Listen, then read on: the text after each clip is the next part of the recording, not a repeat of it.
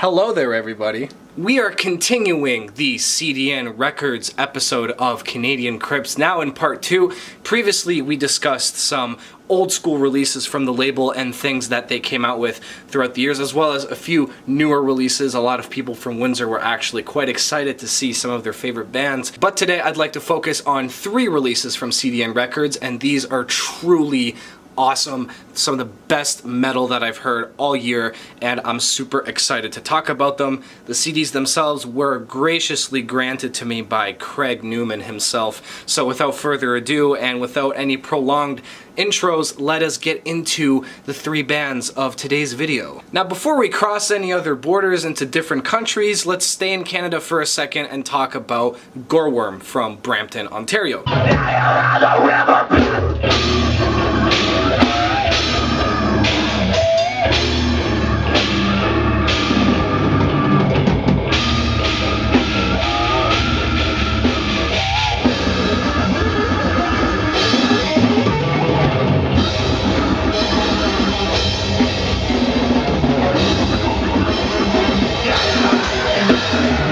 Gorworm was originally actually supposed to be a studio-only project started back in 2017 by Brent Morschfelder and Jordan Elgersman, and they conceived the debut EP, The Path to Oblivion. Now, I didn't go super crazy over this EP, but it was a great start, and I couldn't wait to see what Goreworm was going to come up with on their full-length album, and holy fuck did they deliver something truly special. They went from 2 members to 5, with Jesse Seuss on vocals, Jordan Estrella and Brent on guitars, Derek Gibbs on bass, and Sean Bruce on drums, and were ready to deliver their magnum opus, The Prodigy of the Grotesque.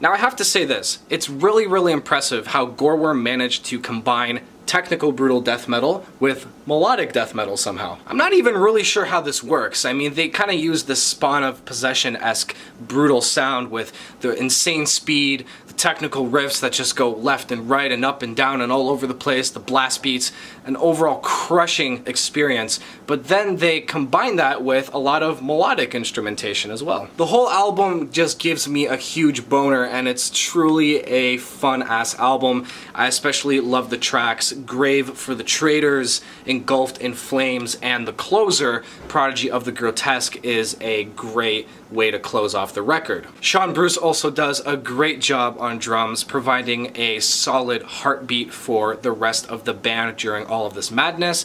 And I would also recommend a band that he used to be in called Ending Tyranny. Solid stuff. Now, I think what's really cool about Goreworm is that they don't try to overcompensate here. A lot of technical death metal bands and, bands in that caliber, they write stuff that's overly technical, and it just really doesn't amount to much. It's just wanky and sounds strange, But they maintain a solid structure. There's a lot of groove here, a lot of stuff to headbang to, and I just think that they came out with one of the most original sounds in Canada and one of the best albums of this whole year. So you can pick this up now. It is available on CDN Records as this album came out on June 12th, so I highly recommend Goreworm with Prodigy of the Grotesque. Next up, we have the South African slam lords themselves, Bleeding Spawn.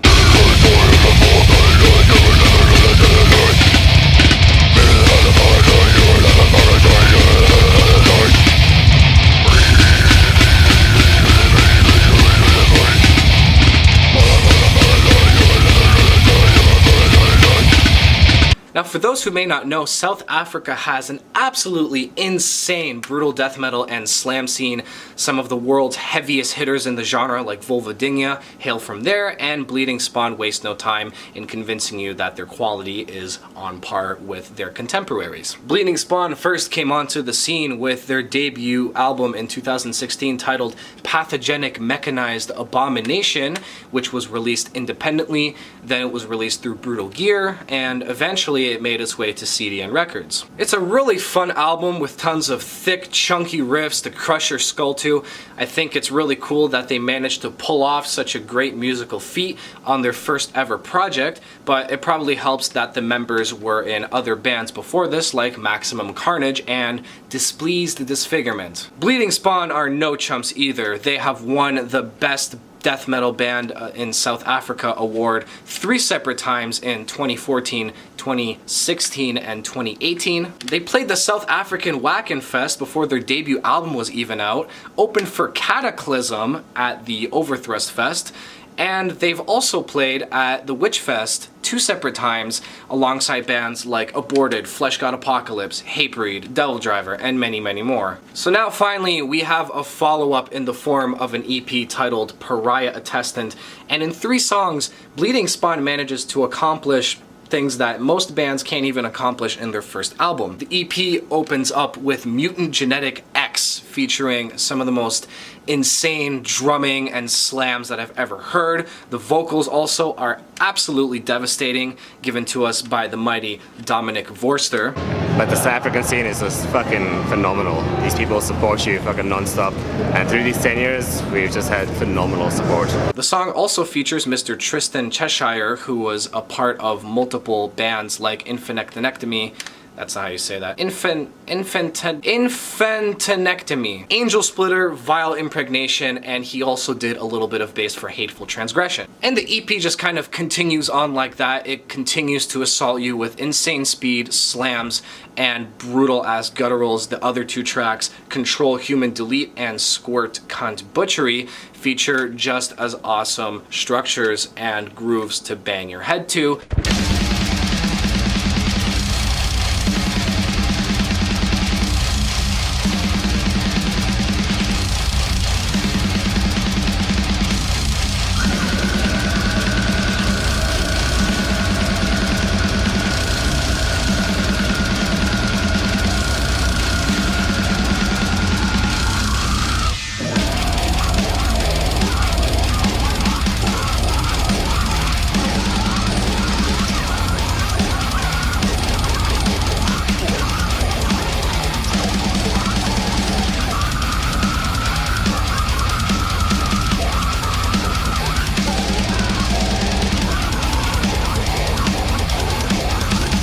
The EP officially comes out on June 29th, and if you are a fan of the Slam, I would really encourage you to smash that pre-order link right now on CDN Records. And finally we arrive at the 3rd band of the day, the mighty, the god-crushing, the visceral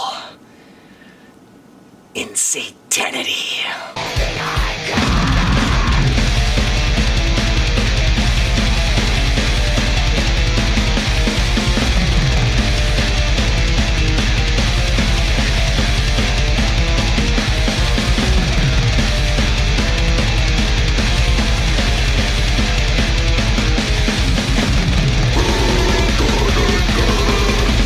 Insatanity hails from Pennsylvania and were around since the early 90s, making them the oldest band out of the 3 today. They were responsible for defining the American Northeast template and shaped the sound in that area alongside bands like Incantation. If you're a fan of American old school death metal, you will probably recognize their debut full-length album, Divine Decomposition, released in 1996.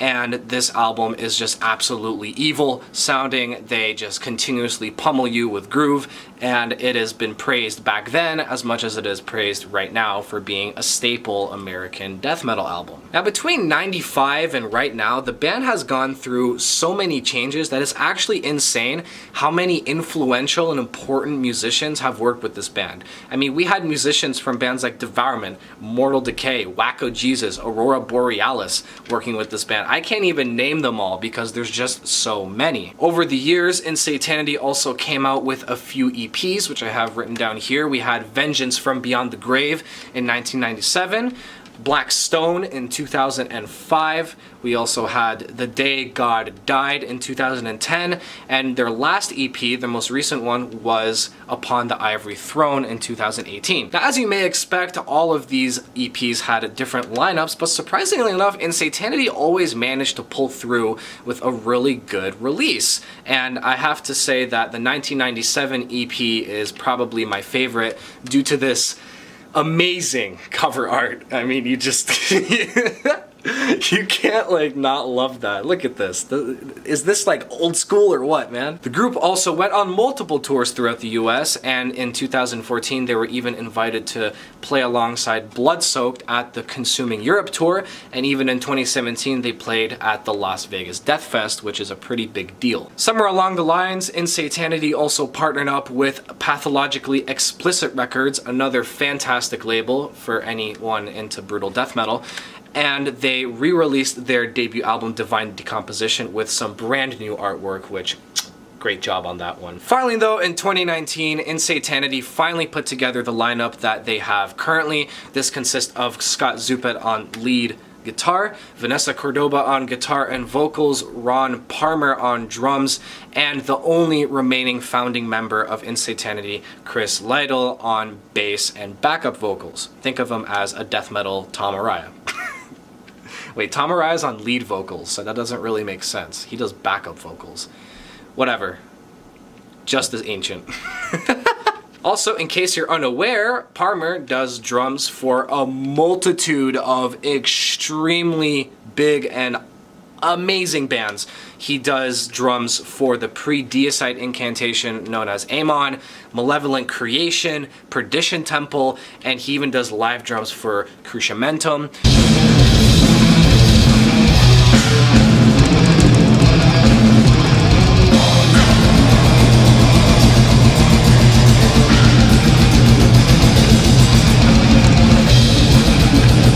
Chris Lytle also played in many bands like Seeds of Perdition and even Pyrexia. So holy fuck, do these guys have a history. And after all these lineup changes and EPs and fucking around and touring and not really sure when there's gonna be a next album, we have a new release in 2020. And what exactly did Insatanity do?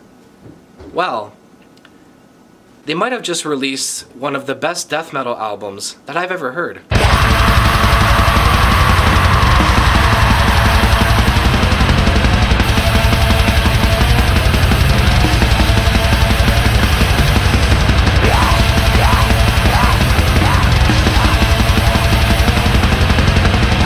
Hold on, people, I gotta prepare for this one, okay?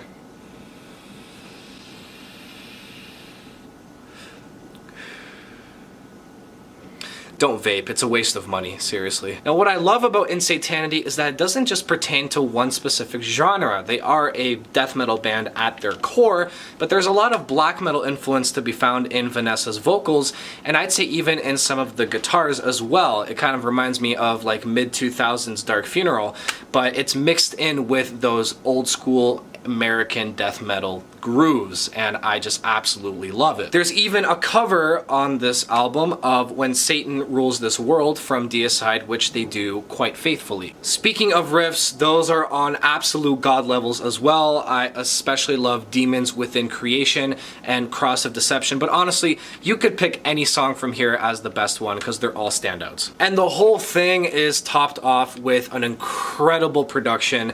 It was recorded at New Constellation Studios, and it sounds both like a modern death metal album, but it's also raw. It's not too clean, so it's honestly the best of both worlds. They managed to come back over 2 decades later with a second album and managed to combine it with modern sounds and old school sounds, and just the whole thing will have you headbanging like a fucking maniac. I've had this in my CD player a lot when I drive somewhere. It's just all over the place in my life, and this album is probably going to be my most played record of the whole year. So Hymns of the Gods Below actually came out today on June 19th. If you like what I had to say about it and are intrigued by something like this, then I would really recommend you check this out on the CDN Records shop along with the other two. That is all I have for you guys today. I hope you enjoy the 3 releases that I showcased in this video. If you want to support CDN Records and the 3 bands, all of their links are down in the description. I would highly encourage you to do so. Also, if you'd like to follow me on Facebook, I'd appreciate it. All of the more up-to-date kind of news on what I'm doing is on there. And also feel free to like and share this video if you want to see more content in this style. That's really all I have to say for today, so support bands and become fans. Hails. And buy some Insatanity.